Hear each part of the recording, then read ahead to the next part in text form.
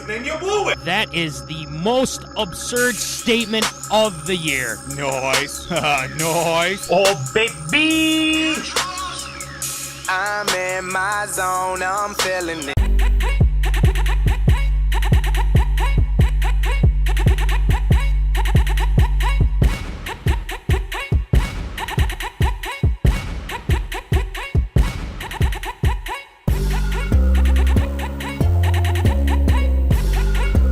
Live from West St. Paul Studios, it's time for MinneZona Sports Live with DJ Matty C and Paul the Shield Vold. And this is MinneZona Sports Live. We are back, yes. Episode 256. Yes, it is time for just a lot of things to talk about tonight. Let's get to it. I'm your host, DJ Matty C, a.k.a. Matt Callahan, a.k.a. Callie, a.k.a. Matty C, etc., etc., etc., and all the way in St. Cloud, Minnesota, at Granite City Studios, Paul Voldy. Shield, what's going on there, Shield? You know, I really wish that the wonders of technology would just do me a favor once in a while and get off my back, but apparently no such luck here, at least to start off tonight. I mean, I don't know how early I need to set my stuff up because usually I get off work at 3:30, race home, get everything set up just before 4 o'clock, and sometimes it works out pretty well. Well, today was a little different. I got everything set up about 4:30-ish or so, and I have to restart my computer over everything. Then again, I've had my computer for a while now. I've had it since at least 2018, so maybe it's time to get an update of some sort. But this is getting ridiculous. I don't understand what technology has against me, but it needs to stop because this is ridiculous. I couldn't agree more. The thing about this, the whole internet and technology and everything, it's never perfect. It never will be. Don't know why, but that's just how it is, I guess. I don't know. It's a pain in the ass, and we're working through it, though. We have ways to get you the show and get you the awesome content that we've been giving. Voldy, tonight we've got a lot to talk about. We got Tater Tot Hot Take. We got Voldy's Virtues. We're heading to the Temple of Wisdom tonight, which we are looking forward to as well. But not only that, Voldy, our pick'em has been going quite well. And I believe, if I'm not mistaken, it is Prize Week. If I'm not mistaken. Yes. Do you have the prize with you? Or unless I can grab it too, if need be. I've got it right here. Luckily, I still have at least one hand to still use. I'm not holding a baby right now, but we're going to give away one of these. Hang on. I got angles are not so great here. Not my strong suit. Yeah, we'll give away one of these bad boys because winter is coming. And the way the last week and a half has been, weather-wise, it'll probably be here fairly soon. Need to stay warm here with one of these nice winter caps we've got here with MinneZona. Yes, we do. And, to be quite honest, it's one of those hats that is a must, because I've heard nothing but good things. I believe Double Trouble has them. They love them. They wear it everywhere and whatnot. And we got other people that do as well. I wear it a lot too. It's great. It's actually one of my favorite winter caps. So get those picks in. You know the deal. I know some people have forgotten a little bit, but you know what? It only takes not even 2 minutes. Not even. Maybe 3 if you're really kind of looking at the matchups and stuff like that. Yeah. Just get your picks in. That's all we ask, right? Get those picks in, get it done. Matt, can you just remind us and the listeners as well, who's in first place in the Pick'em League? I forget. I keep forgetting to check the standings. It starts with a P, or if you want to go the more gimmick route with the T and S, I believe that is you, Voldy. That you I see. are in first place right now. I don't have it. I don't know how me. I'm doing it either. This is a complete surprise this year, because usually I'm middle towards the bottom. But hey, we're doing great. You're there. So next question. That's all that matters, and we enjoy it. We love it. So congrats to you. Keep getting those picks in. So yes, I did reminder to those zoners to get that done. So anyway, Tater Tot Hot Take tonight. Vikings, Eagles. Yes, at US Bank Stadium. A lot to be talking about tonight with those Vikings and the Eagles. Struggling Eagles, for instance. So we will be talking about that. The Gophers come back to win against the Boilermakers. And like I said, for tonight, Voldy's Virtues, we're heading to the Temple of Wisdom. Voldy's got... Oh, no. Oh, yeah. Oh, we're good. We're back. So there is the phone propped up for Voldy so he can get it going and whatnot. And it actually looks pretty similar. I'm not going to lie. It looks pretty good from that It ain't good, but it's something. It's something. That's You all can that see all matters the at lovely this point. clothes that my wife is hiding in her side of the closet. There you go. Yeah. Right. Well, there's that. So Voldy's Virtues talking a lot about the Wild, for instance, this upcoming season. Not a bad start for the Wild. They've had a couple wins, a couple losses. We'll talk about it. They took one on the chin last night in Dallas. They did. Yeah, that was tough to watch. That was a tough watch. A 5-2, I believe, was that score, if I'm not mistaken. So, yeah, woof. And I'm watching the game as I'm working on Voldy's Virtues last night. I'm like, this is a real vote of confidence for the season. Let's hope this changes. We would appreciate that very much. So, just make sure that you got that going, and we will keep you posted on everything, and making sure our YouTube's going. So YouTube's going, we're good to go. But ARA tonight, we've got a great lineup of ARAs. The Penn State Nittany Lions getting rid of James Franklin. A lot to be said there, and that wasn't the only firing. And we're talking about the Titans. No, it is not me. I did not. I didn't get fired, if that's what you're asking. I literally just made that connection right now. Didn't even think about it.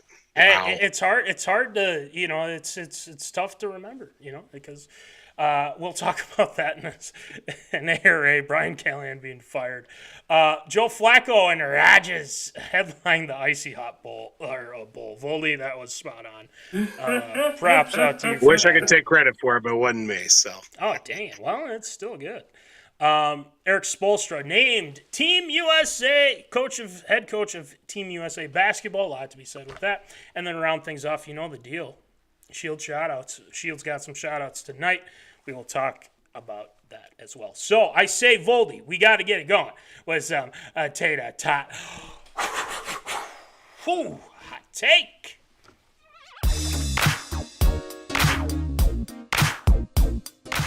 Fresh out of the oven, it's Tater Tot Hot Take.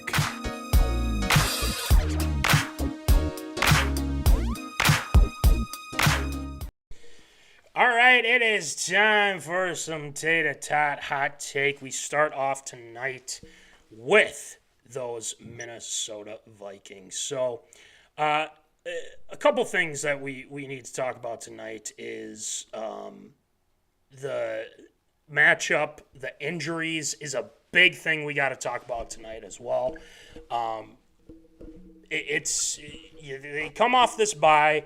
You're going up against the Eagles, who have struggled as of late. They have really struggled. They lost to the Denver Broncos after having a 10-point lead, and they struggled to beat the Giants at the Giants. And the Giants, credit to them, Jackson Dart and company, they played really well. And, they've shown, like, hey, we're not a team that you can push around and everything like that. And to be honest, the Giants pushed the Eagles around in that matchup. So tonight we got to discuss the current state of not only the Vikings but the Eagles as well. Bye week injuries is the big thing here, Voldy and Zoners. J.J. McCarthy practiced today. Carson Wentz practiced today. You got Brian O'Neill. You got guys playing, or Blake Cashman sounds like he's coming back. Donovan Jackson. A lot of guys that are on that injury report practiced today, which is a very good sign for your Minnesota Vikings. So, Voldy, before we kind of get into each individual player with their injury and whatnot, and then we'll take a look at the Eagles. But, so far, what are your thoughts here on our injury situation in this matchup against the Eagles? What do you got? Yeah, the injury situation early on, you'd rather have it happen at this point of the season, still fairly early on. Holy crap, no one needs to say my face that close. But you'd rather have it this early on in the season than opposed to where we kind of got towards the middle of last season, where, a lot of important players, you lose Christian Darrisaw, in the back third of the season and have to make a move to get Cam Robinson. You lose some of the guys on the defensive side. You'd rather have the injuries early on than in the most crucial situations. Of course, Van Ginkel's been dealing with the neck. He kind of bounced back a little bit. Cashman's practice windows open back up again. You have, of course, Donovan Jackson getting those reps back out there as well. I find it a little concerning on as well, at least the latest reports that J.J. McCarthy getting a second opinion, talking about how his ankle could be up to 6 weeks as opposed to 3 to 4. So that is a little bit concerning. You thought even with the injury of Carson Wentz too, him taking a little bit of a stinger in that game against the Browns too, then kind of gutting it out there for the win and getting that bye week was going to help at least rest things up a little bit more. But, him being a little bit banged up and especially going against his former squad this week, you really hope that he's not just going to go out there and start slinging the ball hero ball style, which in the past has not worked out very well for him. But the injury stacking up early does kind of hurt a little bit, but the fact that we are at where we are right now, record-wise, is probably as expected, given the fact that we lost JJ, after week 2, and then, just trying to piece it all together from that point. Well, what you were kind of talking about, and I agree with you on this. It sounds like I listened to some of our talks about the current situation with McCarthy, not only J.J. McCarthy, but offensive line and everything like that. The key here, and I heard this just before the show, before we hopped on, that J.J. McCarthy himself said the ankle's not 100%, which tells me, okay, this is going to be Carson Wentz for the Minnesota Vikings here on Sunday. And I know it's really early, barring a medical miracle, to say the least. At first I was like, okay, it's got to be 50-50 at this point. It's either JJ or Carson Wentz. But hearing this, I'm leaning a lot more towards Carson Wentz playing against his former team. And I think if McCarthy was 100, if that ankle, Voldy, was 100%, I would say for sure that J.J. McCarthy probably would be the starter if he was 100% with that ankle. Because the Vikings know that, hey, this is our guy. We said this is our guy. This is what we're going to roll with. Now, Carson Wentz, I'm impressed, to say the least, about what he has done, and I don't think that we can sit back and say, oh, he could have done more. He could have done this. He could have done that. No, he did what he got the job done in these games. Now, the thing is about Carson Wentz is that, how long can he keep this up? And that's the big question. Right. You're going up against a team that is still very talented. I don't care what you saw these past few weeks with this team. I still think there's a lot of turmoil there. I did see some reports about how they're, getting the offense. Everyone's on the same page, getting that all figured out. But I think that's a bunch of malarkey, as a former president used to say. But I think A.J. Brown and the whole situation going on in Philadelphia is stemming from that. And it's a domino effect because it's starting to affect other players. They've, had some injuries, and the injury report for them, it's sounding like Jalen Carter will be playing for Philadelphia, which I think is a big help for them, not good for us because he is a monster, to say the least. He practiced. Landon Dickerson practiced. He's one of their top guards. And Quinyon Mitchell, I think, is kind of up in the air at this point. Anything with a hamstring, as we both know, is very tough to deal with anytime it involves a hamstring. Now, I think if Mitchell doesn't play, which I think, even if he did play, I think the Vikings would have a good game plan against this team. I think O'Connell knows this. I think the rest of the team knows this, is that this is a litmus test for the Minnesota Vikings, hence the lower third. This game is going to show us whether or not that they can be, playoff contenders. And if they get absolutely smoked and the Eagles find that they're the, Super Bowl, or last year's Super Bowl champs like people know they can be, then we're talking about something a little different. But I think this game is going to show, what are you going to get from Wentz here? This is a big game. His former team, not really the same people still there, per se. But I think in this situation, the Vikings need to match their physicality. There is no ifs, ands, or buts about it. This team is pissed off. Don't get me wrong. They are pissed off. But you know what? If you go back at them, if you get the ball first drive, you got to score a touchdown. I think that's the first thing they have to do is they get the ball, go down and score. Or, if they win the toss and do the usual thing of, deferring and getting it till half, then get a defensive stop. You have to set the tone early in this game to show we're not screwing around. We're here to win it. And I think that is something to be said. I mean, that's the only way I feel like this team can overcome the Philadelphia Eagles. Now, we talked about their kind of side of the injuries, but Voldy, I do want to throw out some names here for our Minnesota Vikings, and you tell me, and the Zoners as well, put it in our comments, either on Facebook or YouTube. We're both on those, so throw it in there. We'd be curious to hear what you guys think as well with our current state of injuries. All right, right now, let's start with Donovan Jackson. Voldy, is he playing Sunday or is he not? I'm going to say not. Ooh, on Donovan Jackson? No, really? Wow, okay. I don't know. I don't have a good feeling about it right now. With the wrist and everything like that?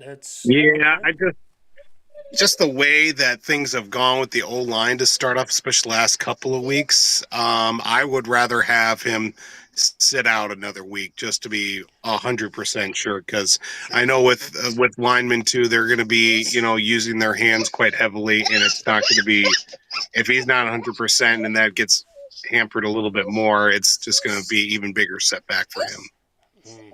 That's a good point, and I know that he talked about how he had to.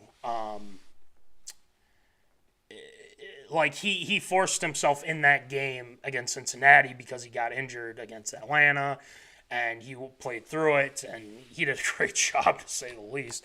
But they want to make sure they had that surgery, like you just said, Voldy, as well. So a lot of things to factor in here with with Donovan Jackson. But I'm going to go as far to say as I think he is going to play in this game. I will say Donovan Jackson will play.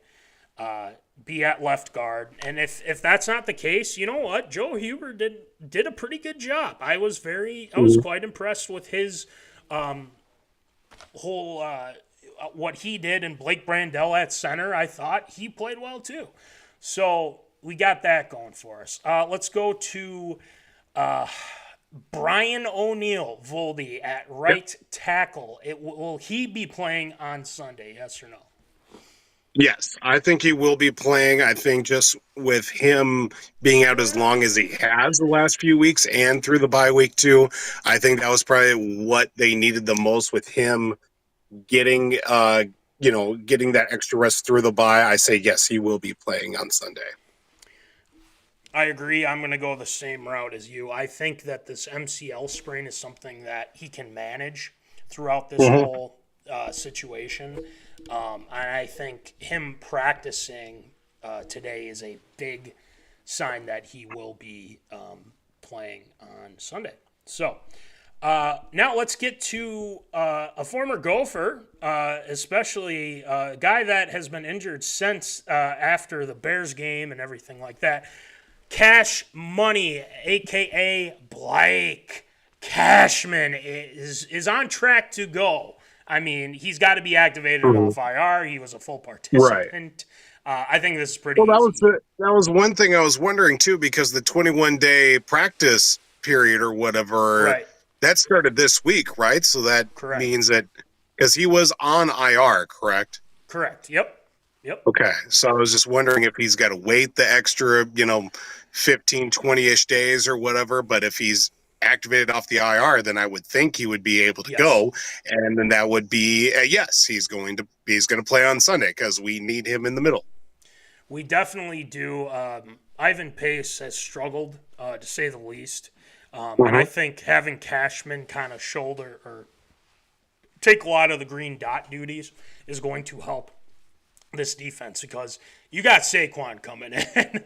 You're going to need everyone that you can to try and stop him. So I'll go Cashman on that. All right, let's go to one that's it's very murky, but it's a good sign. Our guy Andrew Van Ginkel dealing with a neck injury right now. They said he was kind of off to the side, but he was a limited participant today in practice. So that's very good, but anything with a neck is very tricky. Voldy, yes or no, he plays Sunday? Him being limited on today is kind of, like you said, it's a little murky, but if he's a full go tomorrow, then I would say yes, he's going to play on Sunday. But again, the neck is so finicky. I mean, you could be great right now. 5 minutes from now, you could sneeze and throw your neck out. You'll be out another 3 weeks. Not speaking from personal experience, but things do happen at a certain age for men. But I will certainly say if he's a full go tomorrow, then I will say yes. But again, the neck, it's so finicky. Plus, you throw in the concussions into the mix too. That kind of held him back after the first week. I can't give a for sure yes or no. I'm going to go 50-50 on it with Van Ginkel. That's fair. I'm going to go with no, and the reason why I say that is because I think they want to make sure like he is absolutely positively 100% with his neck. And like you said, like if it's 50-50 and he plays and they think he's good to go, then hell yeah. If he is a full participant tomorrow, I'm still going to be kind of like, okay, we'll see how this goes. But if he is a full participant, the Vikings play on Thursday night against the Chargers in LA. Yeah. I think he'll play that game. I think that's more of a possibility as opposed to Sunday, because anything, like we said, anything with the neck, it's not very good. So Van Ginkel's another guy to keep an eye on. Michael Juergens, I think, is a guy to keep an eye out for as well. But I think I think he's going to be active. I don't think he's going to start. I think they're going to go with Brandel, and I think they were impressed last week, and I think that's kind of where his position needs to be, is at center. So For sure. I think Juergens will be active, but I think Brandel's going to start at center. Voldy, what do you think? Yeah, I think with Juergens definitely needs to be at center, especially now that when J.J. McCarthy does come back, him and Juergens need to be on that same, they need to be on the same page, and that's definitely a position that needs to be as on point as possible with your quarterback. Brandel, like he's been on the team for a handful of years now. He's been a very serviceable plug and play kind of guy, and I don't feel great about having him in the lineup, but I don't feel like, oh, woe is me, all is lost with him in at the guard position. But I would say if Juergens is able to go, then yes, I'd say you slot him in there and let's have at it.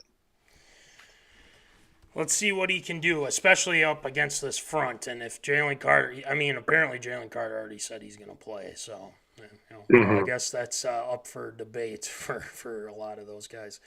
Watch out for the spit flying. That's all. Exactly. That's you took it right from me there. Yeah. Whoopsie. That's spot on. And Jordan Davis, who's also in the mix as well. He was a full participant today. He's got some shoulder issue going on, but it sounds like a lot of these guys were practicing, which is a good sign for them. Maybe not as good of a good sign for us, but. This is going to be one heck of a matchup, nonetheless. Let's look at this from if everything falls into place like you and I were talking about. At 12 noon, Voldy, are those Minnesota Vikings going to beat the defending champs in the Philadelphia Eagles? Tell the zoners. Enlighten us with your knowledge just early now, since we'll go to the Temple Wisdom here in a sec. But who you got on Sunday? I mean, with this matchup that we have against the Eagles, too, and you throw everything in the mix. Yes, they have a great defensive line. They have an offense that is in turmoil. You've got receivers wanting the ball, but not making a big fuss. A quarterback that can run, he can throw, but the offensive line is going through its adjustments with injuries, this, that, and the other. And you've got a team on the other side that really doesn't have a whole lot to lose. They have a backup quarterback. Hey, they've got this guy that was an MVP candidate against on a team that was Super Bowl bound. I'm talking about Carson Wentz, of course, and then just really got the rug pulled out from underneath him after injury. This is the Carson Wentz revenge game that everybody wants, and I am, for one, stoked to the max about it, and I really want to see him ball out on home field, take down the Eagles. It will be one of those come down to the finish kind of games. I feel that this will be a win for the Minnesota Vikings. The Eagles are still in turmoil. For the Eagles, this is a trap game for them. For the Vikings, you're just lucky to come out after the bye here with the win out of the bye. You're back on home after spending the last 2 weeks overseas, and you're looking for any sort of positivity coming off the bye, getting some guys back from injury, maybe hoping that the week after a short, or coming into a short week as well with Sunday going into the following Thursday, that you want to be able to put the best game plan forward, and the Vikings will get a win by the score of 24-21 on Sunday against the Philadelphia Eagles. Claps all around. Thank you. The thing with me is that if it were somebody else, let's just say if it were J.J. McCarthy starting on Sunday, I still think I would have a little bit of belief. Look, the Eagles, I believe, are going to come in this game pissed off. They're going to want to run the ball with Saquon. They weren't able to do that against the Giants. The Giants really hunkered down and got to their run game right away. And I think the one thing that they did, and the thing that I think people are starting to realize, not just the Giants or the Broncos, but the rest of the NFL, is that you got to force them to throw. Jalen Hurts, so far, him passing the ball has not been quite effective. He really struggled against Denver. He really struggled against the Giants. He threw a really bad interception that was taken. I think it got taken to the house, if I'm not mistaken. That's not good. And you can do all the tush pushes you want and, everything like that. He's very talented. He's very mobile. But I just haven't been seeing a lot of good downfield throws for Jalen Hurts. Now, if you're the Minnesota Vikings, yes, they have a really good offensive line. You have to find ways to get pressure and get Hurts to start scrambling a little bit, and we got to make sure that we contain him because he can burn us with his legs. I think our offense against their defense, I'll take our offense, right? Even if we get one or two of our offensive linemen back, I think we'll be successful. I think our run game needs to get going a little bit more with Jordan Mason. There's really no update on Aaron Jones, so I'm just throwing that one out the window here. And Xavier Scott's got to hold on to the damn ball, that's for sure too. So no turnovers, all that stuff. But I think this is going to be a big game for not only Justin Jefferson, but I think Jordan Addison. Especially what happened down in London with him not going to the walkthrough and everything like that. I think he is back on track. And if he plays the way he played against Cleveland, I can't see the Eagles touching us. And to be honest, their secondary has not been good. They've struggled. And I think the Vikings will take advantage of that. So I don't want to piss off my my aunt and uncle in Philadelphia, or the Callahan clan that lives in Philly and New Jersey as well. But I'm going with my Minnesota Vikings. I'm sticking with my Minnesota Vikings. And this is what's going to happen. This is what's going to happen. 24-21, Vikings win on a Will the Thrill walk-off. Let's go. Let's go. Will the Thrill, baby. Get her done. I think Wentz will have a pretty good day. We'll get things going a little bit. The Eagles, I think, are going to play a lot better. This is going to be a close game, nonetheless. So I think Will the Thrill is going to get it done. A lot of good offense from our side. Don't commit any turnovers. We should be okay. So, Skull Vikings. Let's see what happens on Sunday. It'll show us. Hey, are they for real? No matter who's back there, we'll see. All right, let's move on to those Golden Gophers. Yes, they come back and beat those Purdue Boilermakers. Yes. This game, I didn't watch the whole game. I watched maybe most of the second half. And let's just say they did not play well. Starting off the game, they only had like 30 or 20, maybe even it was just 20 yards of rushing for the whole game, which it's almost unheard of with this team. Like, this never happens. But Drake Lindsay was fantastic. They went on a 14-play, 70-yard scoring drive late in the fourth quarter to tie it up. But then what happened right after is Purdue gets the ball, and who takes it off of a pick six? Our guy, Koiperich. Yes, sir. Let's go. Let's go. Dude, I'm telling you, this kid is unbelievable. He is so good. And I think that's pretty see him much... on the basketball court. Kid's got sick handles. Watch out. I'm telling you. I watched him for multiple years covering Aiken High School sports. Aiken right. and Esco went at it a few different times. Section football, at least back-to-back years, should have been 3 years in a row for the section championship up at the University of Minnesota Duluth. Koiperich was a one-man wrecking crew, regular season and postseason. Did wonders on the basketball court to get the Esco Eskimos to the section championship against Pequot Lakes a handful of years, game that actually went into overtime as well. Kid is an unreal athlete, and I'm not surprised by what he's doing on the football field. For sure. It was awesome, and I'm just saying, don't let the Vikings get him. Don't let the Vikings get him. But we will keep that in mind. We're gonna do a quick flip flop here, if you don't mind, here, folks, because now you're gonna be looking at somebody on his laptop. We are back. Yes, finally.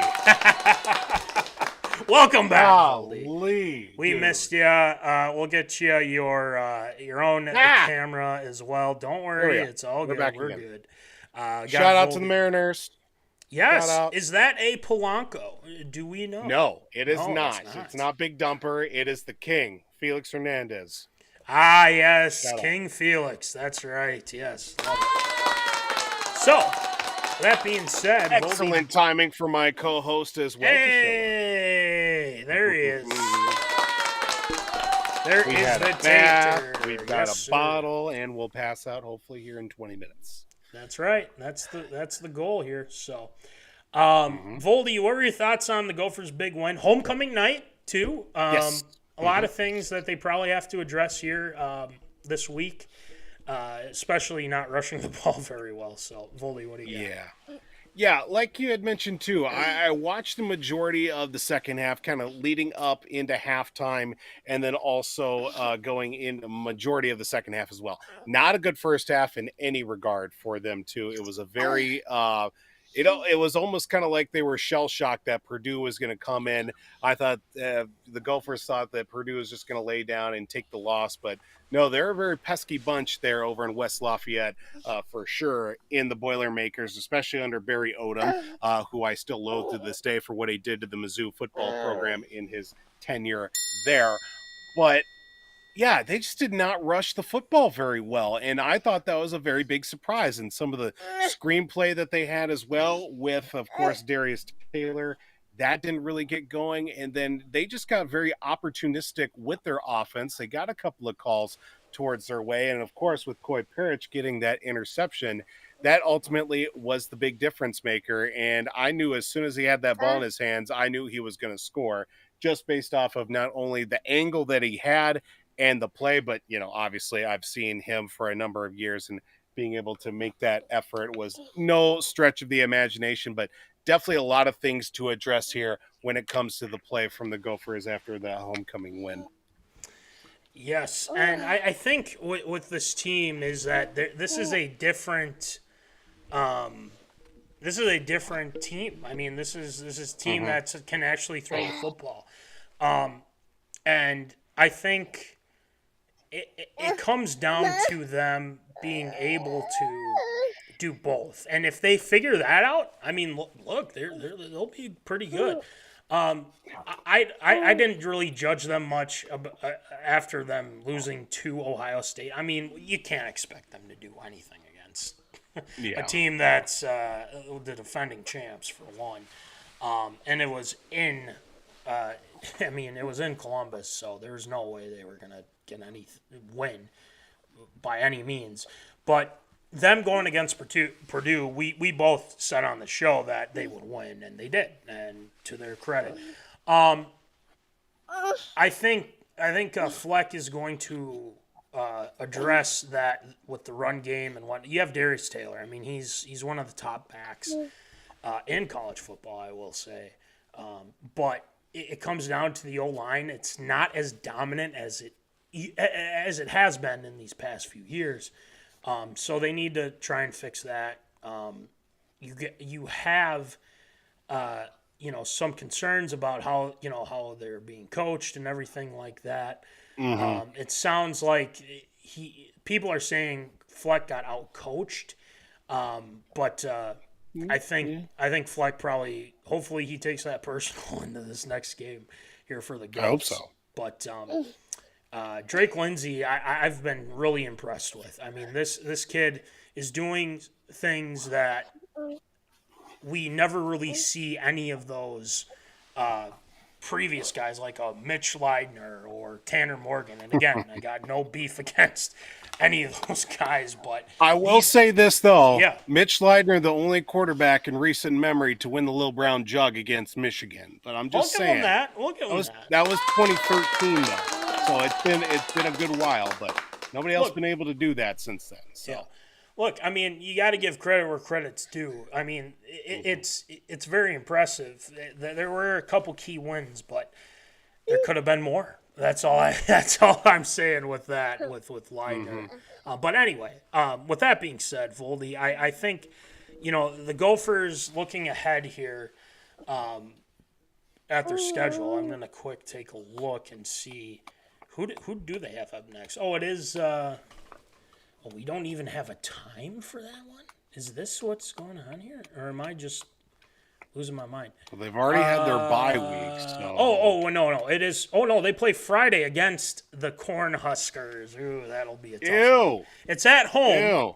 They are ranked 25th in the country. And it's on a Friday, which is kind of weird, but whatever. Yeah, Friday Night Football's all right, I guess. There could be it could be upset city. You never know. It I could. mean, they could do something there. But Voldy, coming up against the Cornhuskers, they got the fake Mahomes, Dylan, whatever his name is. Yep. Macondo. Yeah. Do you think the Gophers win on Friday? What do you got? I feel like if they're going to win that game, it's because Nebraska lost it. I think Nebraska is a team that is looking to push the narrative that this is the year for them. Of course, year 3 under Matt Rule.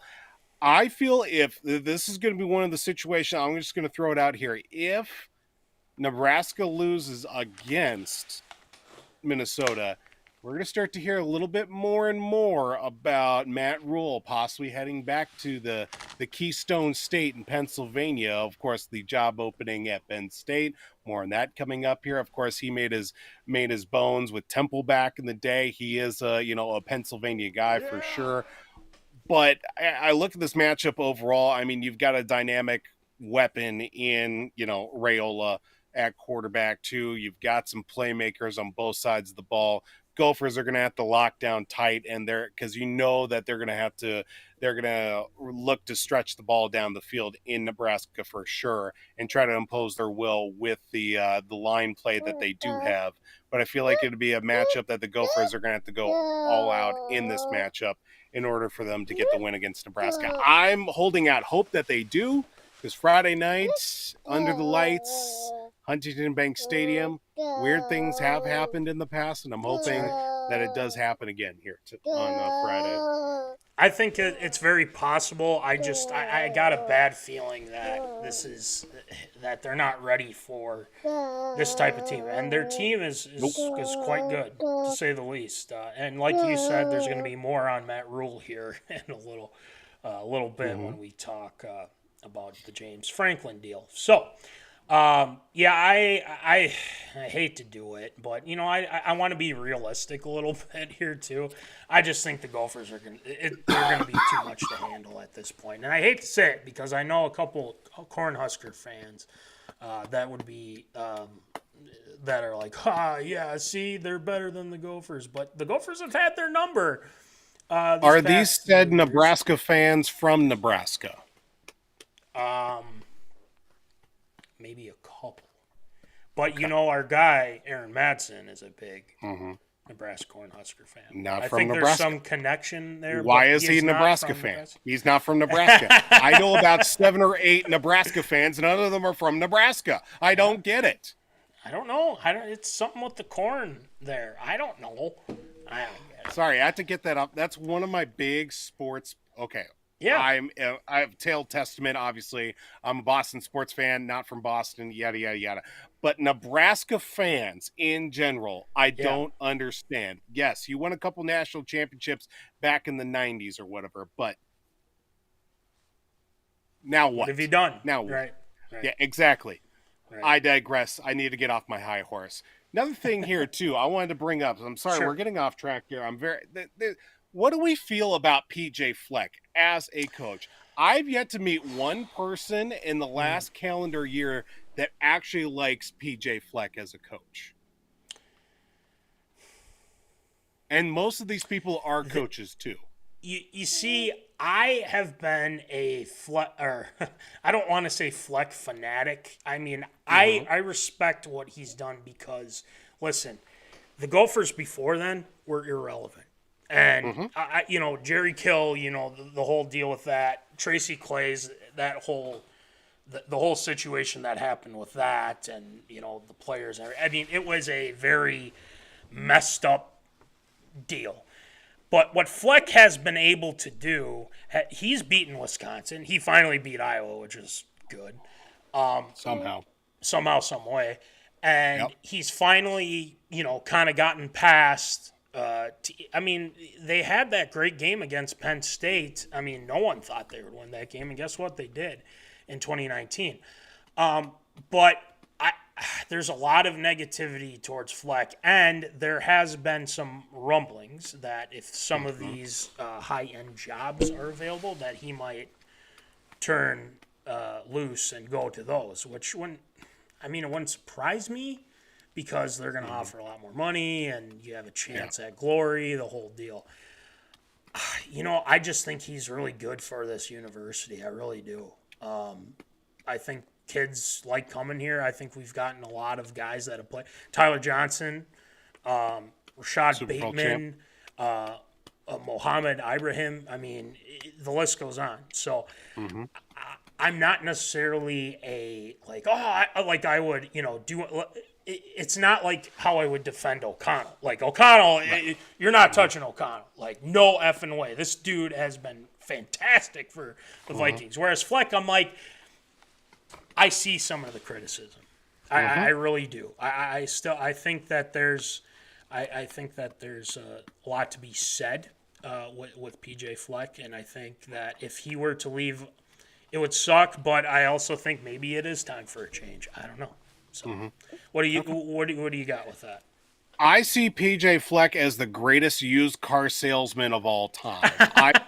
He's going to get you to buy the car even though you weren't even looking for one. You were just asking for directions to the gas station, and yet you walked out with a certified pre-owned Buick. But beyond that point, yes, you would think that winning cures all, but yes, there have been a few more losses than wins in recent years, and obviously that great year that they had in 2019, going all the way to the Outback Bowl, was a great accomplishment. But since then, it's been very hot or cold, more cold than hot for sure in that regard. And a lot of people that I've spoken to say that PJ Fleck is the biggest me guy that there is, and I can understand that. But I guess I haven't taken a very close look into it. I've just seen, did they win? Did they lose? Okay, they won. Great. We're on to next week. They lost. Okay, that sucks. But, we're on to next week at that point. But I guess as we start to see it a little bit more, I could start to see a little bit more of the criticism and see it from their point of view, as opposed to what I thought was just ignorance is bliss. Hey, they won. Oh, they lost. Shoot. On to next week. How I put it and this is what some of the people are saying. I know there's one guy that I know of, and he's actually been on the show a couple times, and he said that he is a, quote, snake oil salesman. He'll talk big, but in the end, they're covering up that they're not as good as you think they are. That's what he said. I'm not saying, and I think, I think there's a lot of comparisons that you can make with this, and I'm not saying it's necessarily wrong about it, but I also know too that there's been some kids like, oh, how dare there's been some upset, players, but what players haven't gotten upset with the school? Exactly. I mean, honestly, people have said, oh, this coach sucks. He was mean and this and that, whatever. But I feel like Fleck has kind of made a culture there that, you have to follow by. And I think, if he's getting wins, why are we complaining, right? Exactly. So, but, I get it. I get the criticism for sure. So. Well, more on that. We'll see what happens here on Friday with those Gophers. So the rodents, as Voldy would like to say. I think it's time to go to the Temple of Wisdom. Voldy, you've got some thoughts on those Minnesota Wild. They have started their season. Kirill is signed. The pieces are in place. It sounds like Zuccarello will be coming back soon or something like that. We'll probably along those lines, yes. So I say let's head to the Temple of Wisdom for Voldy's virtues.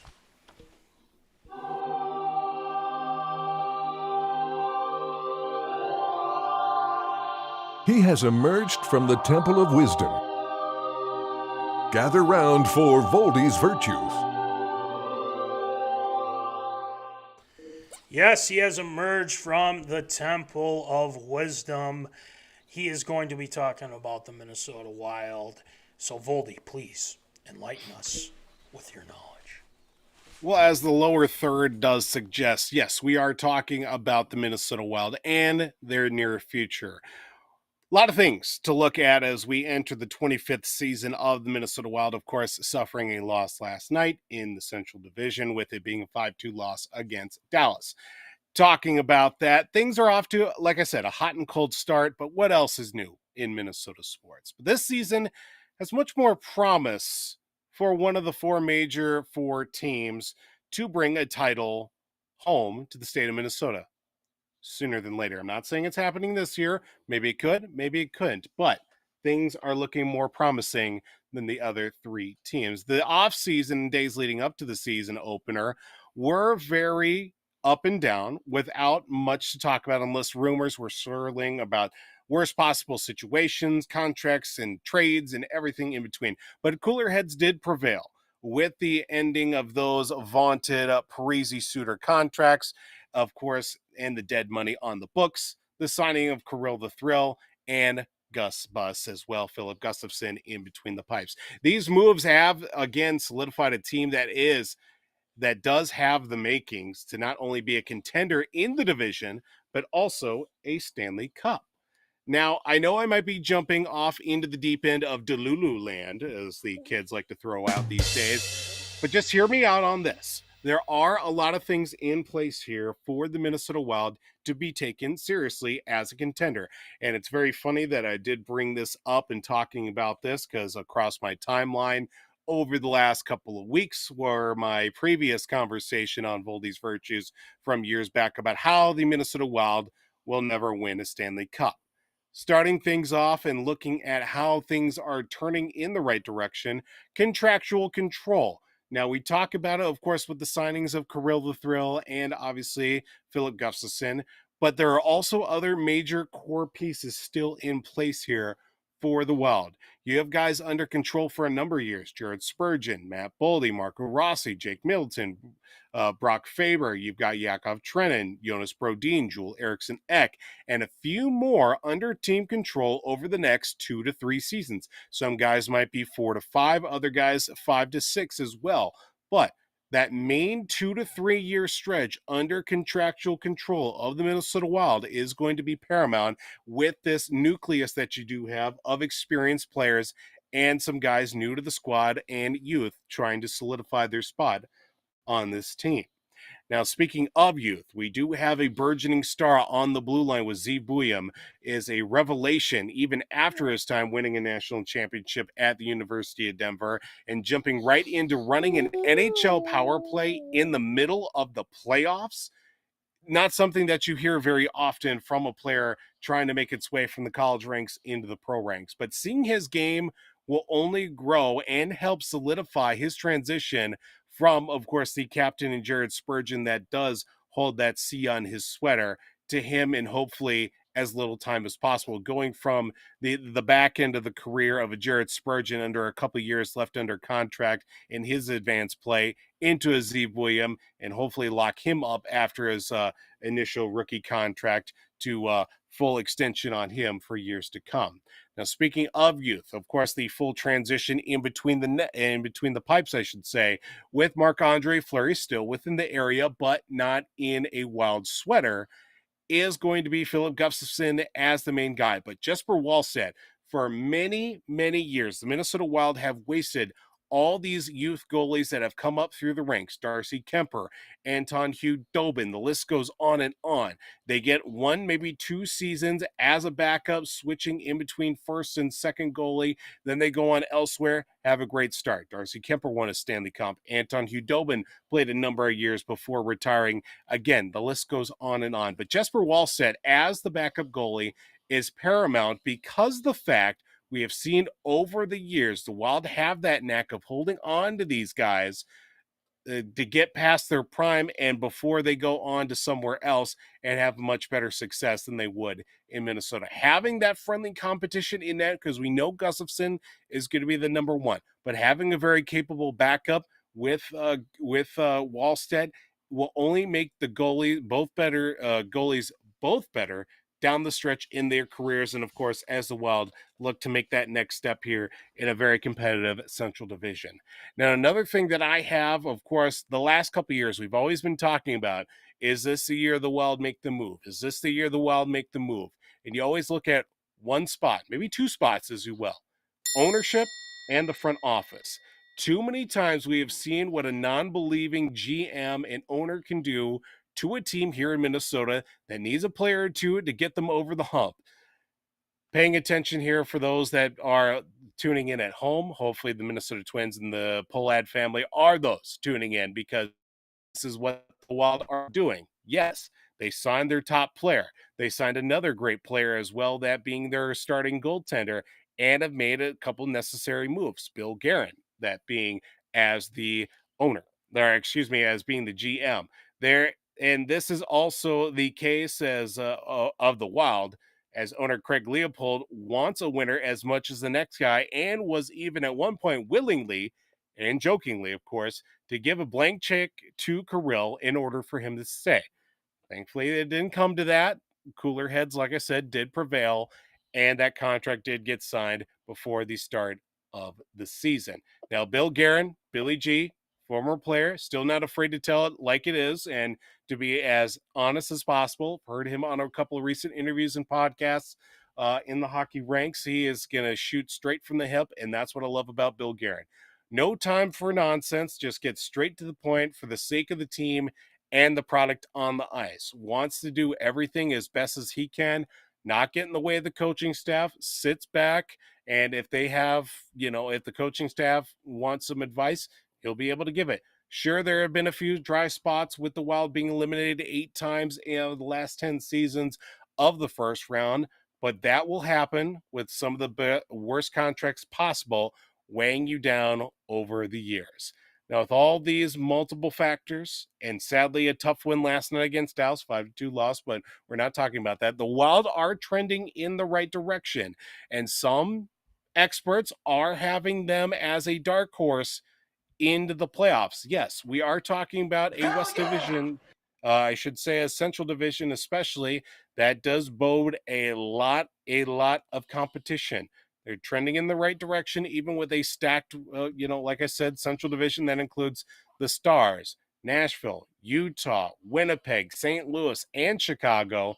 These factors do lay in, with bumps in the road, with injuries to your star players like we've seen with Kirill over the last couple seasons, which also forces your role guys to step up and even bringing up some of these young guys to make it all to the next level. Now, all these mitigating factors have been thrown at the Wild for years, and there is no reason for that, and I'm going out on a limb here, that the Minnesota Wild will win a Stanley Cup within the next 5 years. And I have no problem saying it. The future is endless with this team. With Kirill the Thrill signed, you've got Gus Bus, you've got an ownership group, you've got Craig Leopold pulling the strings, of course, as owner, and you've got Billy G doing everything behind the scenes to get this team in the best spot possible. I have no problem saying that the Minnesota Wild will win a Stanley Cup within the next 5 years. The future is certainly wild with both these virtues here tonight. Wow, from they ain't never going to win to they're going to win in the next 5 years. There you go. Blake Hawker, I hope you were listening to that. I hope you were listening to that, because now there's some hope here. There's some hope here for the Minnesota Wild. Voldy, that was well put. Again, we're factoring out the loss, the previous loss here for those Minnesota Wild. We're talking about the future. In the next 5 years, you got it marked down. It could be the most approved statement, or we'll see. It could be the most absurd statement. We'll see.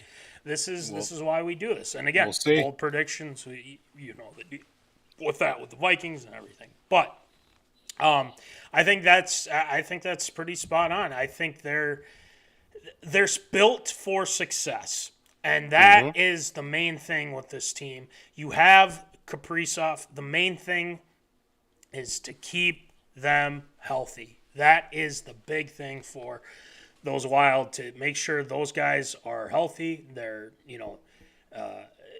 they want a winner. I mean, this town has been craving for a Stanley Cup, and even like getting past the first round even. So well put, Voldy, for virtues tonight. Mark it down, folks. That's all I gotta say. Mark it down. Mark it down. Mark it down. Let's go.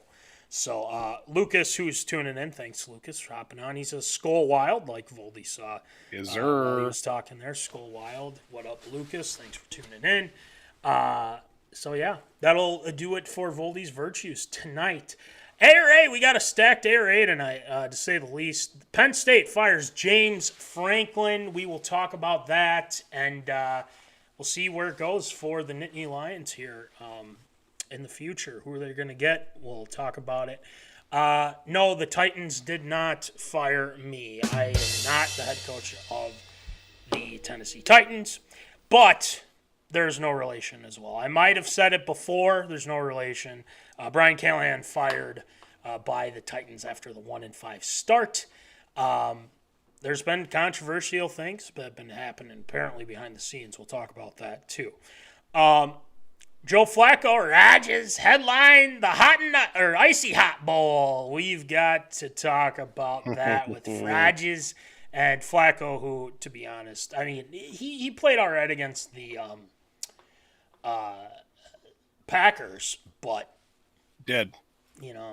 It's time. It's time. We'll talk about that too. So, and then to round things off, Erikspoelstra, named Team USA basketball coach, taking over for Steve Kerr this time around. I think it's a good thing. I think he's a hell of a coach, and we'll talk about it. So, let's get it going. What's up?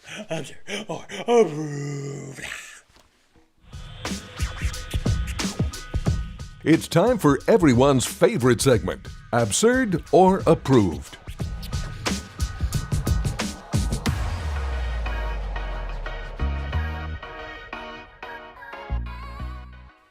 All right, it is time for A or A. So, Voldy, why don't you rattle them off for us, please? We start in the ranks of college football as the first pin has been dropped at the major level with, of course, a huge firing of Penn State football coach James Franklin after 12 seasons. Announced on Sunday that the school has relieved him of his duties.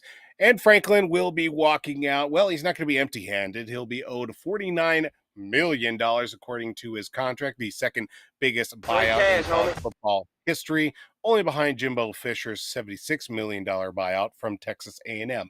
Now, of course, the saying has been thrown out that Penn State, under the time of James Franklin, could never win the big one. And well, after 3 straight disappointing losses, hampered and, of course, thrown out by Northwestern, a 22-21 loss at home, and of course is coming with a loss to the previous week against UCLA. The last needle was pulled from the haystack, that being of Penn State coach James Franklin being relieved of his duties. Now, of course, with all that thrown into the mix, an injured quarterback and, a team that was in the college football playoff semifinals just a season ago, and even at the start of the season was looked at to be one of the ones to maybe be in the mix for a national championship. Is it absurd or approved with the firing of James Franklin? Now, will James Franklin benefit more from the firing than Penn State? Of course, a $49 million buyout is certainly more beneficial, but who's going to benefit more from this firing, James Franklin or Penn State? Ooh, that's a great question. It just seemed to me that there was just the lack of faith that came from Penn State, and it seemed to me that he could get them there, but they couldn't get it done. They couldn't. Exactly. He doesn't have a great record against top teams, if I'm not mistaken. But it's a tough conference nonetheless. The Big 21 or 22, whatever you want to call it. But again, I look at this from the perspective of James Franklin. Okay, you're able to get bought out. You got your money, right? You're able to do that. You got the opportunity to start fresh somewhere else. And again, that's something that I feel like is underappreciated when it comes down to this. And there's a bunch of coaches that have started over and have done quite well. There's probably going to be more openings coming up here, and I think he'll find a place. And at some point, he probably will go up against Penn State again. But, when you lose to UCLA, I know you have Iamaliva or whatever, the quarterback who's supposed to be really damn good. But for you to go there and lose to a team that you have no business losing to, and then losing to Northwestern like you just were talking about, there's a problem. There's a big problem there. And I think he probably knew that it was coming after that loss against Northwestern, but I think what started to become more clear, it was losing to UCLA. And again, they had no business losing to that team. They're not good. Yeah. But I know you have to people brought up the whole, they had to travel from, from Happy Valley all the way down to, UCLA and Los Angeles and everything like that. It's like, listen, this is what you signed up for. You got to come ready. They might be 0-4, but you can't lose to that team, and they did. So, for Penn State, now they got, who are you going to go get now? That's my question. And I think you can lure some guys and whatnot. There's probably a way to do that. But now you're in a situation where it's like, we don't know who's going to be out and available. Are they going to have the same, are they going to hire somebody that's going to do things differently and get those wins and everything like that? I would assume so. But this is a sticky situation for them. So I'm going to say that it benefits more James Franklin than it does Penn State. Look, this is a situation where he was able to get all this money to get out of it. And, credit to him. And I think I'm going to go with James Franklin. It's got my stamp of approval. I think he's benefiting more than Penn State at this point. So Penn State, I think is, should they have fired him? Yeah, I mean, you lost to those teams. Yeah, it makes sense, but in the middle of the season, not great. That's really all I can really say. So, yeah, Voldy, what do you got? Yeah, it's unfortunate just because I think James Franklin was always such a great coach, and even before his time at Penn State, him at Vandy, he helped kind of turn around that program and make them a much more competitive ball club, and was obviously that big hire after Bill O'Brien, left Penn State to go back to the NFL. Well, Bill O'Brien is back in college at Boston College, but I think now with the situation they have is, of course, the thing was could never win the big one, get them there, but never could get that next step. It's not been for a lack of effort. It's just been a lack of, I don't want to say competency, but it's just, there's just nothing been overly, they've had players, but never been enough of a whole team to get those players to actually get the win. And well, James Franklin's going to be very fine. He could take the year, he could take a couple of years, maybe go back to coaching after, but I think he'll take maybe next season to reevaluate his options unless something comes up right away. But $49 million buyout is definitely going to be fine for him. He'll be all right for a while. I think beneficially, I think it's going to go more towards James Franklin, I think, in my mind, because he's got his money. He'll find another job. Is it going to be a power 4, power 5? Highly doubt it. Maybe. He could be at Utah State next year or something. I don't know. Maybe some team out in the Mountain West. It could be a WAC team. I don't think the WAC even exists anymore. Could be something else. Could be something in the American Conference. But I think a big power program might be a little hesitant to hire James Franklin. So I think it's going to be more to the favor of James Franklin with the benefits over Penn State. Well, quick update, too. If people were trying to watch us on YouTube, it was down when we were going live. I couldn't believe it. Oh, snap. Apparently, I was on the X during one of the breaks, and it said that YouTube was down. It's obviously back up because we are streaming right now, obviously. Hey, look at that. So there you go. Yeah, that's apparently YouTube was down, and I had no clue. It said we were on, and I don't know. So anyway, just an update there in case you were wondering. All right, next one, Voldy. Well, we head to the world of professional football. The Tennessee Titans have fired head coach Briancallahan just 6 games into his second season as head coach after a 4-19 record overall, marking 1-5 to start the season, with that one win being a circus of disasters against Arizona. And of course, with it being now with a top pick in the current draft, that being Cam Ward as quarterback, not enough for Briancallahan to keep his job for a full season. Now, senior offensive assistant Mike McCoy will take over as interim coach, who was previously head coach for the San Diego Chargers back in 2013 to 2016. Now with Briancallahan off the books, and now you have a GM that had a coach that drafted a quarterback. Now you have a head coach, or I should say a coach that didn't hire, or that wasn't hired by this GM, that didn't draft this quarterback. Will certainly be very interesting now, with it being 1-5 on the season. Over under coming into the year was fairly low. I think it was 4.5 wins for the Titans, quite possibly to make it.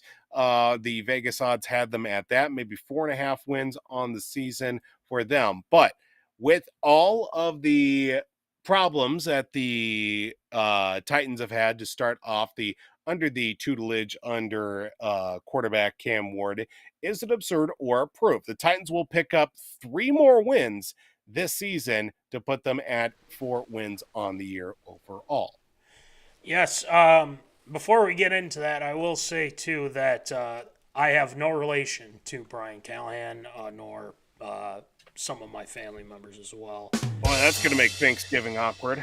Yeah, so he is not. No, he is a.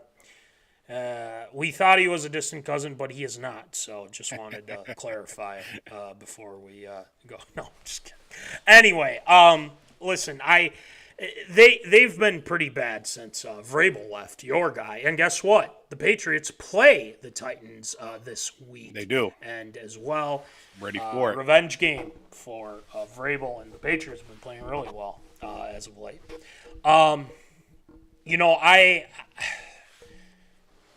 It's tough because I feel like he was given a team that was very dysfunctional when he got it. They were hoping that he could kind of fix it.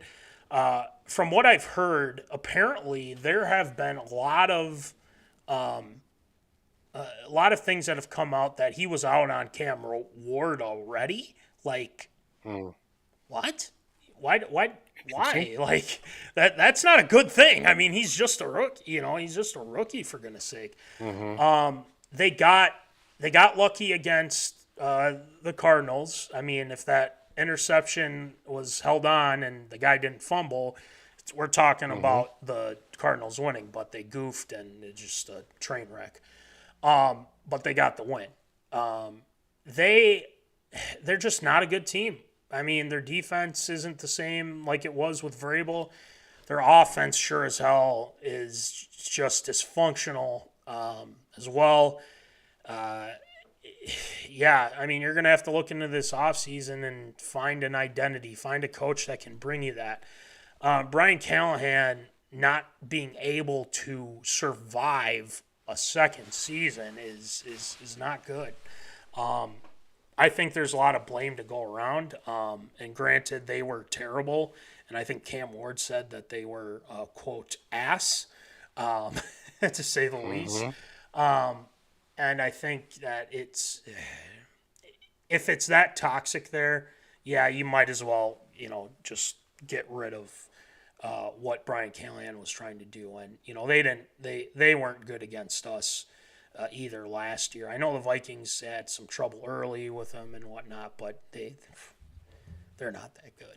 So Will Levis, that whole deal is pretty much done. I think he's probably done as a Titan after whenever his contract or whatever. So yeah, will they get more than 3 wins? I'm going to say no. I think it's absurd. I don't think they will. And they need a better running game. They need better wide receivers. I think the Elick Maynor is a good player. I think he'll start to get going a little bit, but I don't see this team winning much. I think they might get a win here, a win there, but they're going to be under that number of 3. So they're bad. They're really bad. So I'm going to say absurd. So, yeah, we'll see what happens with the Titans. But, Voldy, what do you got? Yeah, I find it very hard of them getting past 3 wins overall on the season, just based off of, Briancallahan, offensive coordinator coming out of Cincinnati. You saw what he did with Joe Burrow when he was healthy and being that productive play caller that he was. But again, that doesn't always resonate and doesn't always, connect the dots to being a head coach. Maybe a guy who was fully an offensive-minded coach. I mean, his dad, Bill Callahan, a legendary offensive line coach for a number of teams over the years, and was the offensive line coach for the Titans. And it looks like he is stepping away as well, with, of course, his son being fired. Now, always very tough to see that happen. But again, some coaches, great coordinators. Some coaches, not great head coaches. Stick to your role and see how that all plays out. And some guys have made careers out of being great coordinators and not great head coaches. Some, on the other hand, the exact opposite. Great head coaches, not exactly great coordinators as a whole. But hopefully he takes this experience and finds a way to maybe right his course 3-4 years down the road, maybe 5, I don't know. But hopefully he gets another job somewhere, because it's not like he wasn't a horrible coach. A very tough situation, especially with Cam Ward, and trying to make him do things that he wasn't really accustomed to do on an NFL level, or at least from college going to the NFL, and basically taking his best weapons away with a lot of kind of zone read stuff and just basically making him a drop back passer. Doesn't really play well to the strong suit of Cam Ward. So him getting the team getting past 4 wins on the year total. I'm going to say it's absurd. I think they'll get to 3, and they're going to be top, and they're definitely going to be picking top 5 in next year's draft for sure. And hey, you know what? It might be a good situation for sorry, I was going to say coordinator, but a coach to try and right the ship a little bit there. So, so Titans fans will probably suffer for a long time now because it ain't going to get easy these next few. And they're going to be feeling it on Sunday with a loss against the Patriots. Go Pats. Yep, that's probably what's going to happen there. So because Vrabel's going to be running up that score. Yep, probably. So we'll keep an eye on that. All right, next one, Voldy.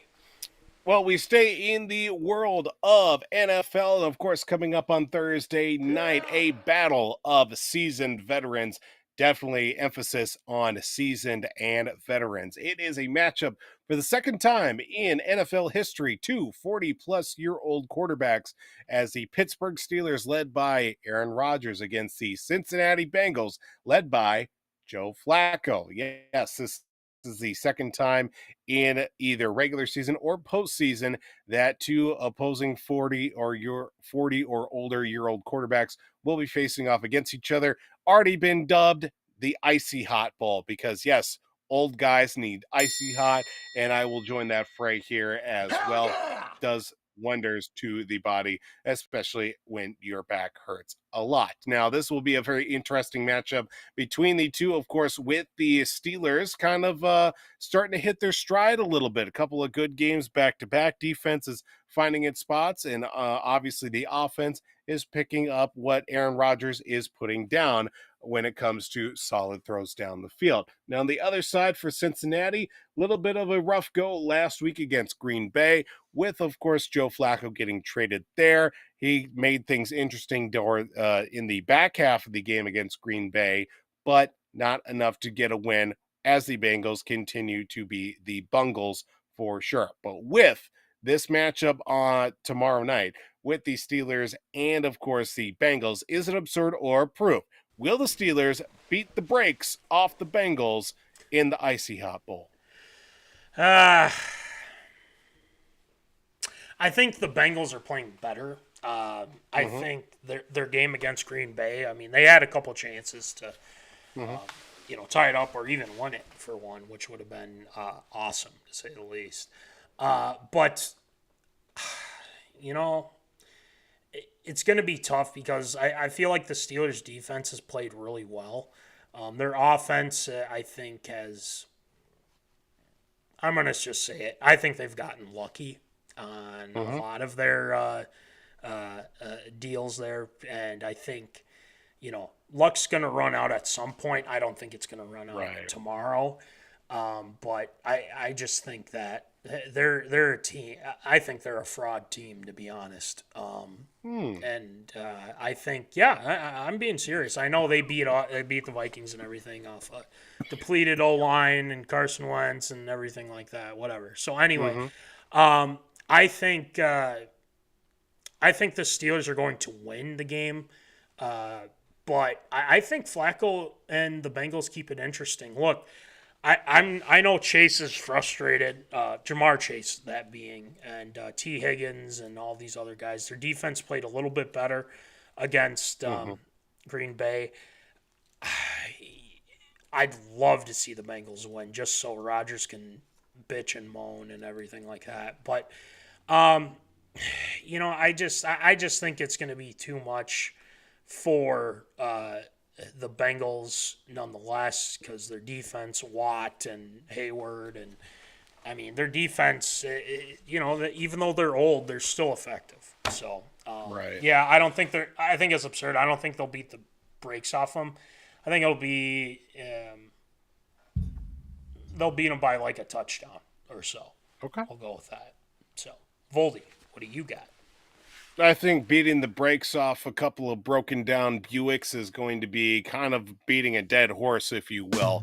I I don't see it as much of a blowout as maybe some would predict. I see it more of a game that will definitely it'll be interesting, especially in the second half. I think it'll be one team gains the edge early on, another team starts crawling their way back to make things close.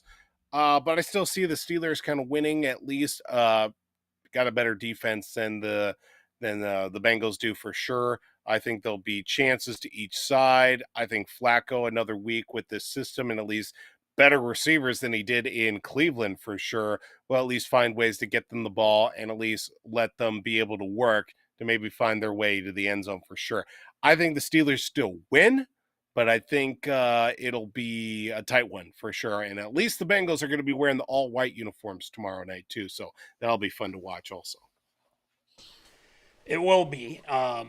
Let's just hopefully Flacco can make it out of there all right, to say the least. Yes.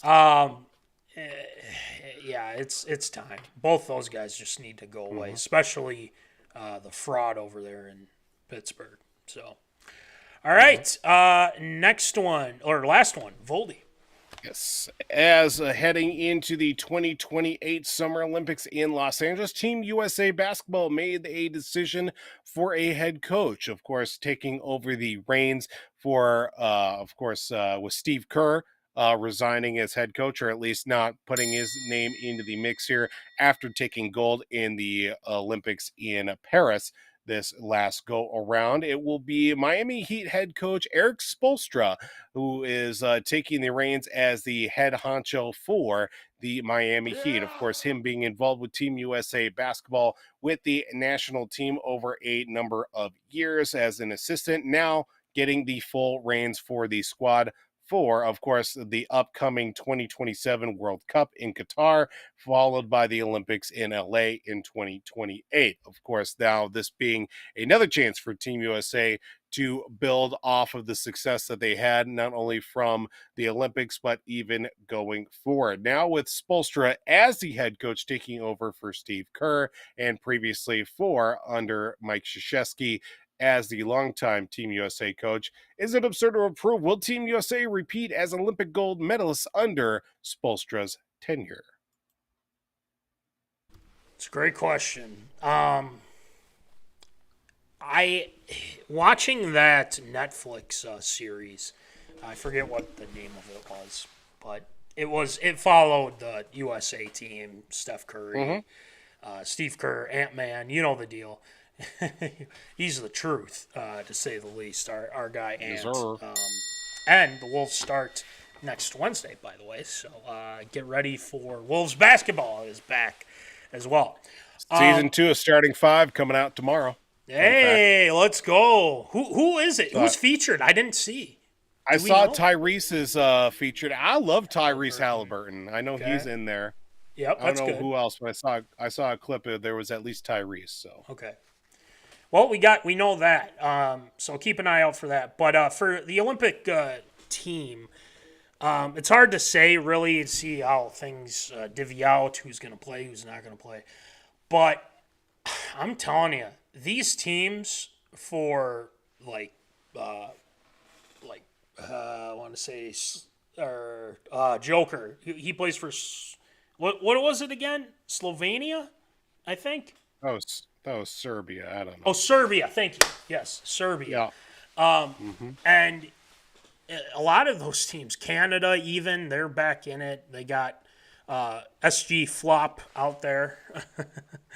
Some other guys there too, RJ Barrett.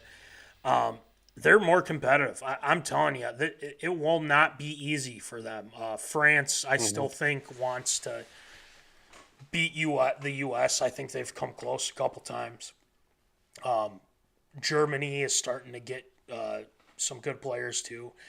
But Coach Spo, I mean, he's won rings, and he has done a great job, especially when he started off with the Heat and what he's been able to do with these Heat teams in general. I mean, they've been fantastic, and he knows what he's doing. He really worked his way up to be a head coach, and now that he's head coach of the Olympic team, he'll know what to do. He's coached stars like LeBron, D. Wade. I hate to say it, but Jimmy Butler, whatever. And some guys that, I mean, he knows what it takes. I think he's going to keep these guys honest and, know that, hey, we're Team USA. Gold is expected.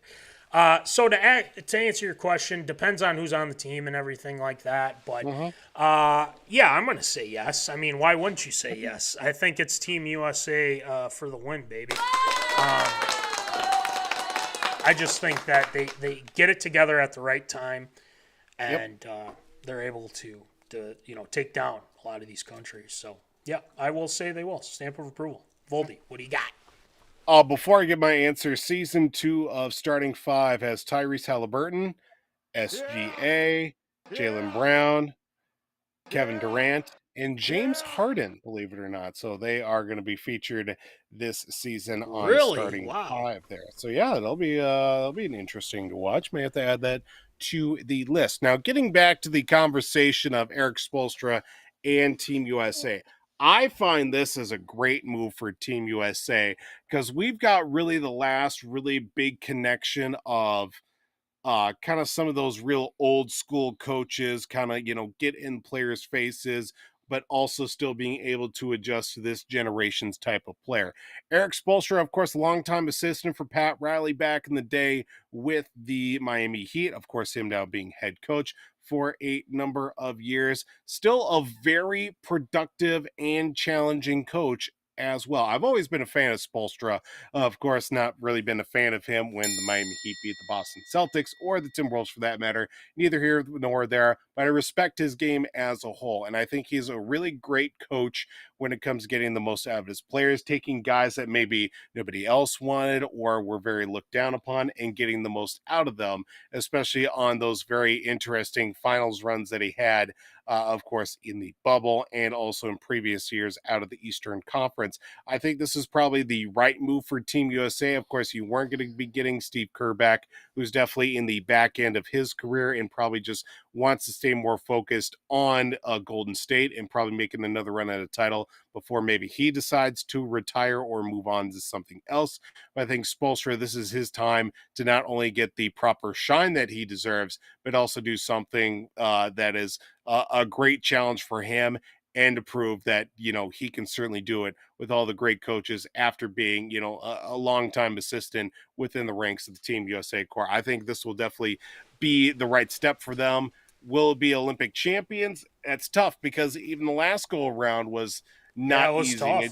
It took some clutch plays down the stretch for Team USA. Of course, those big threes from Steph Curry to put everybody to sleep there against France. And then, the world is only getting better and better in the game of basketball because it just used to be Team USA would show up, they'd roll over everybody, and then they would just take it, take the gold and go party basically. But now it's a whole different story.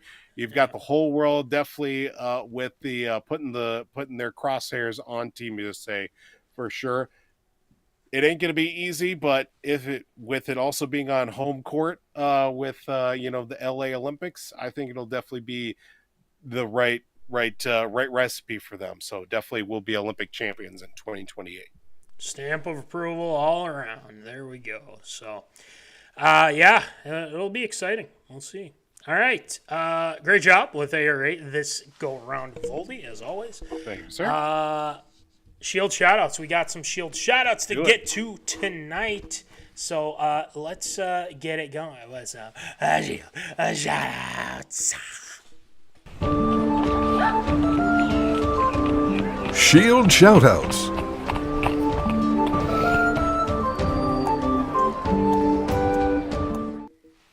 All right, Shield, who ya shouting out tonight? Well, we start off a happy belated birthday to a fan of the program, that being the commish, Molly Vold herself, celebrating a birthday. Not going to be throwing out 80 numbers, but she did celebrate a birthday yesterday. The glue to that side of the Vold family for sure, celebrating a birthday for her. And did throw it out there. Just a reminder again, Matt, who's leading in the MinneZona Pick'em League? Because usually Molly's kind of in the mix there at the top. I forget who's at the top of the standings.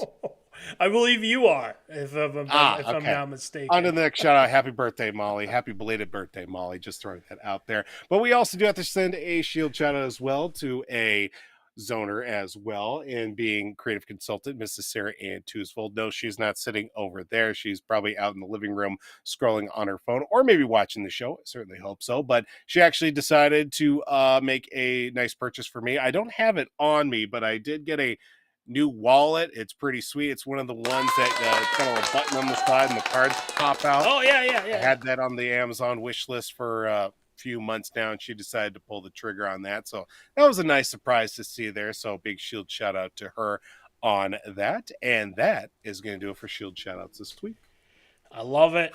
Perfect. New stuff is always good. New wallets. Happy birthday to Molly as well. Yeah, Voldy, you said great job with shield shout outs as always, Voldy. Thanks, sir. Pick them. You just said it. Like, get those picks in. And Molly takes it very, very seriously as well. Does. So make sure that you guys are getting those picks in, because we're keeping track. And the thing is I just need to bring it up just because I'm curious myself where we're at. Yes, Voldy is leading the pack. 620 points over Corey Jensen. Hey, look, it's Eric's brother. Right below that with 600, and Stuffage right below that as well. Tyler Hermann inching up there. Matt Johnson as well. RJ is getting up there. DJ is starting to get back into it too. I inched a little bit closer. I will say I had a very good week this week, 110. We got to keep it going, man. I just got to keep it going. We'll see how it all pans out. C. Moore had 130 points this week. I think he might had a good week. Been. Yes, he was our top guy. Easy A had a good week. RJ, myself, Corey, Matt Johnson, DJ, yada yada. There's a lot of people had good weeks, so let's just call it as it is. So anyway, get those picks in. And again, those who are in our fantasy league, get those lineups set as well.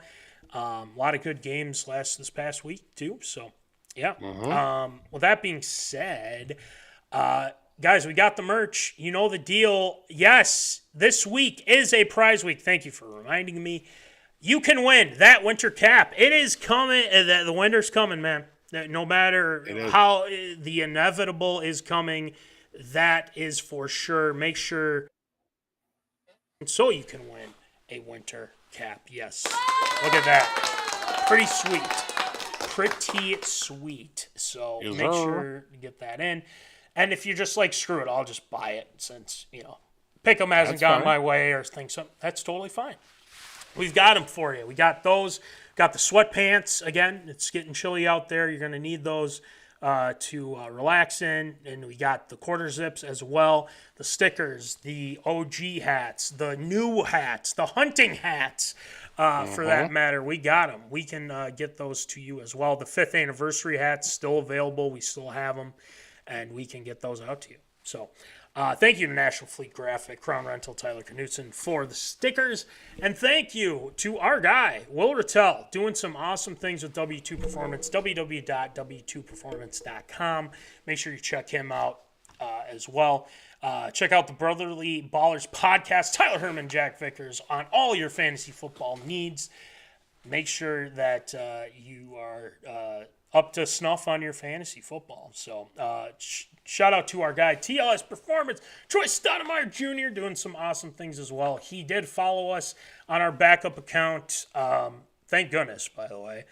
Yes, we are back up on Instagram. Our backup account is back up and working after I bitched out Instagram.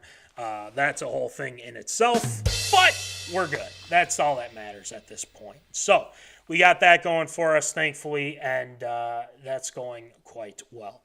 And then make sure you check out our guys, the Popcorn Bucket List. They have a new episode out. I think episode 200 is already out, so congratulations to those guys. Really, really good for those guys. We're happy for them. We're glad that they were able to get to 200. We know what it's like. So shout out to Nick Dahlhoff and Ryne, Myhrberg as well. So make sure you check out those guys. Omni Entertainment on the YouTubes, the whole kit and caboodle, as we like to say here on MinneZona Sports Live.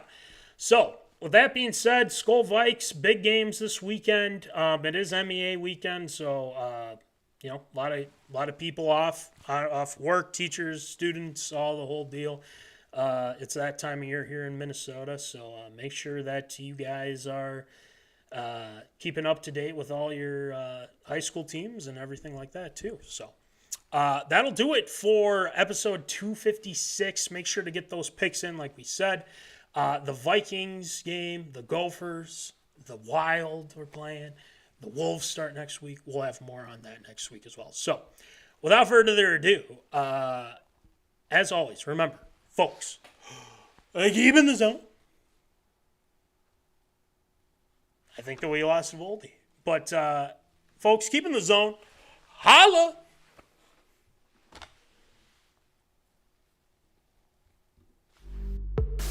Thank you for watching MinneZona Sports Live. Join us Wednesdays at 7 p.m. for live show broadcast. And as Voldy likes to say, follow us on all the socials medias.